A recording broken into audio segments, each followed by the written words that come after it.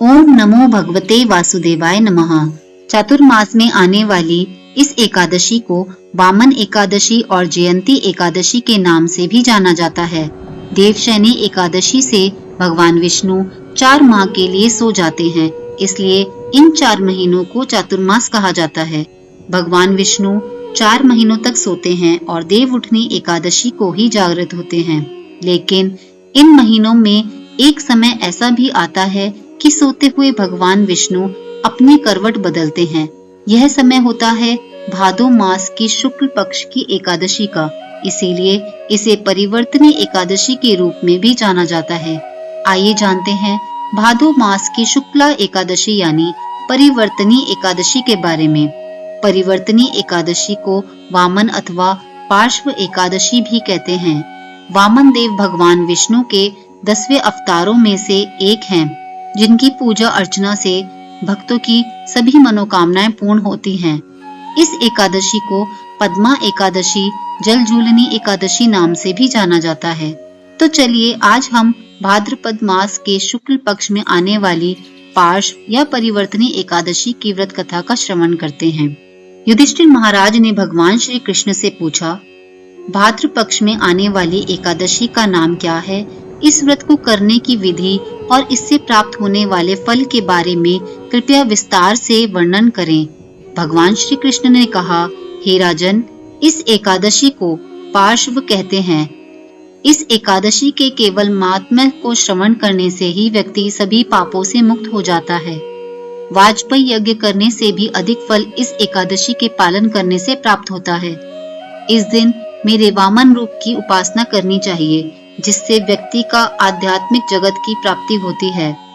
जो कमल नयन भगवान का कमल से पूजन करते हैं, वह अवश्य भगवान के समीप जाते हैं। और जिसने भाद्रपद शुक्ला एकादशी को व्रत और पूजन किया, उसने ब्रह्मा विष्णु सहित तीनों लोकों का पूजन किया। एकादशी का व्रत अवश्य करना चाहिए। इस एकादशी के दिन भगवान मधुसूदन अपने बाएं से दाएं करवट लेते हैं। इसी कारण इस एकादशी को पार्श्व अथवा परिवर्तनी एकादशी कहा जाता है। धर्मराज युधिष्ठिर ने पूछा, हे जनार्दन, मेरे कुछ प्रश्नों का समाधान करें। हे देवेश्वर, आप कैसे सोते हैं? किस प्रकार से करवट बदलते हैं? चातुर्मास का पालन किस प्रकार से करना चाहिए? आपकी निंदा के समय दूसरे लोग क्या करते हैं? आप बलि महाराज को बंधन में क्यों रखते हैं? हे स्वामी, मेरे ये सारी शंकाएं आप कृपया दूर कीजिए। भगवान श्री कृष्ण ने कहा, हे राजन, अब आप सभी पापों को नष्ट करने वाली इस कथा का श्रवण करें। त्रेता युग में बलि नाम का एक दैत्य राजा था। हालांकि उसका जन्म असुर कुल में हुआ था, लेकिन वह मेरा भक्त था, जो सत्यवादी, दानी और ब्राह्मण की सेवा करने वाला था। अपने परिवार के साथ वह मेरी पूजा अर्चना करता था। उसने ब्राह्मण की पूजा और अनेक यज्ञ भी किए थे, जिससे वह इतना शक्तिशाली बन गया कि उसने इंद्र को पराजित किया और स्वर्ग का राजा बन गया।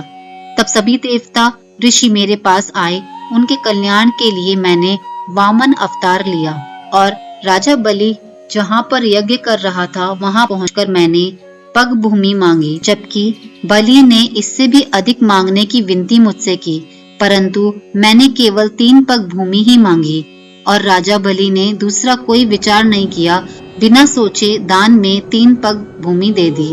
तत्काल मैंने महाकाय रूप धारण किया, जिससे एक पग में सप्त पताल, दूसरे पग में आकाश के साथ 7 लोक को लिया और तीसरे पग रखने के लिए जगह मांगी। तीसरे पग के रूप में नम्रता पूर्वक बलि ने अपना मस्तक आगे किया।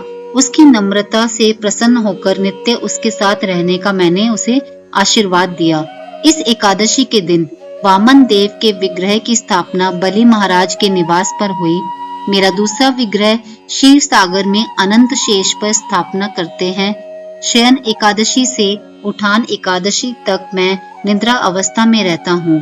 इस 4 मास के दौरान अर्जित पुण्य फल अत्यधिक शक्तिशाली होते हैं, इसलिए भाद्रपद मास में आने वाली इस एकादशी का पालन भी उतना ही महत्वपूर्ण है और उसे सावधानी पूर्वक करना चाहिए। जो व्यक्ति मेरे द्वारा वर्णित इस पवित्र एकादशी का पालन करता है, वो इस संसार में समस्त भौतिक सुखों को प्राप्त करता है और जीवन के अंत में भगवत धाम को प्राप्त करता है।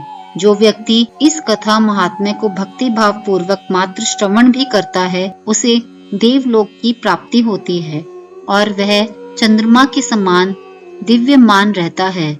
और जो श्रद्धा तथा भक्ति भाव पूर्वक इस व्रत का पालन करता है, उसे तो 1000 अश्वमेध यज्ञ के करने के समान पुण्य फल की प्राप्ति होती है।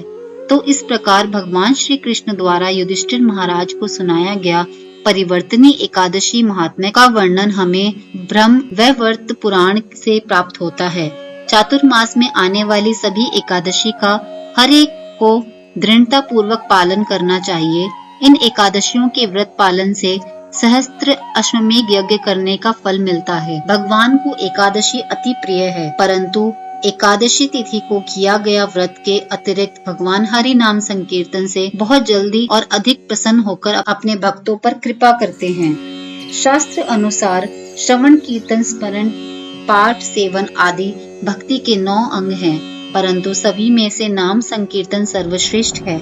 इसीलिए एकादशी पर रात को प्रभु के नाम का संकीर्तन अवश्य करना चाहिए। तो आइए हम सब भी पार्श्व एकादशी के व्रत को संपन्न करें। इस दिन अधिक से अधिक भगवान के नाम का जप, स्मरण और नाम संकीर्तन करें। अगर आपको हमारी वीडियो अच्छी लगी हो तो लाइक करें, शेयर करें और सब्सक्राइब करें, जिससे कि हमारी आने वाली वीडियो भी आपको मिलती रहे। राधे राधे।